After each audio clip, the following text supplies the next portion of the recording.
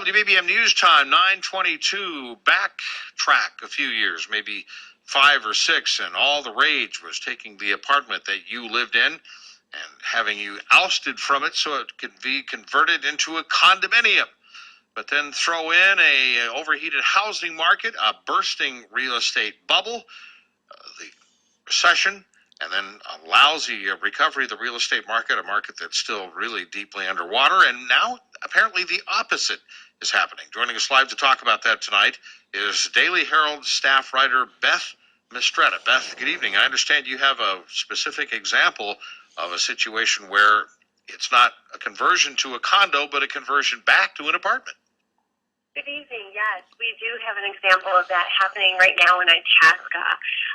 There is a property that has two 5-story, 70-unit condos, and one building is pretty well sold with the condos, but another has just a few sold and is mostly vacant. So what they are proposing to do is to turn that building into all rental units.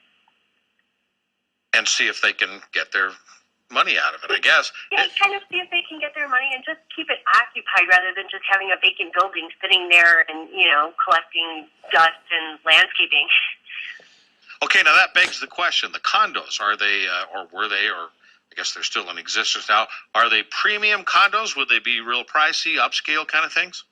They are. They're considered luxury condos. They are condos that were targeted toward people who, toward older couples who were looking to who had kind of raised their children and now were looking to downsize to something that required a little bit less maintenance.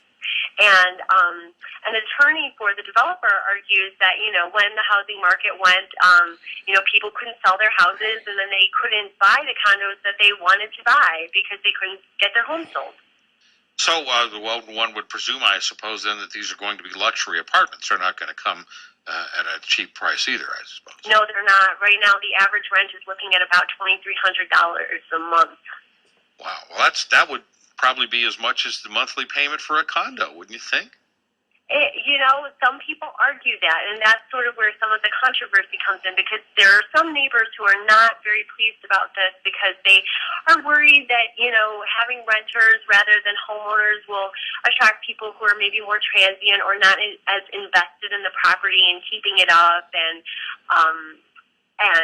so, they worry that if that happens, that could be problematic, or that if they can't afford the rent, maybe they'll come in with, a larger group of extended family, and the people who live there currently are hoping that doesn't become the case. And the village has already approved it, right? It's going to happen. It's kind of in that direction. The Plan Commission has approved or has recommended it on a split vote. It wasn't unanimous, and soon it will go before the village board, probably next month. But since it's coming to the village board with a recommendation, that sort of gives it a more likely nod that it could get passed. But it really could go any which way, depending on what the trustees decide. All right, read all about it tomorrow in the Daily Herald under staff writer Beth Mistretta's byline. And Beth, we thank you for joining us tonight. Appreciate it. Thank you so much. All right, bye-bye.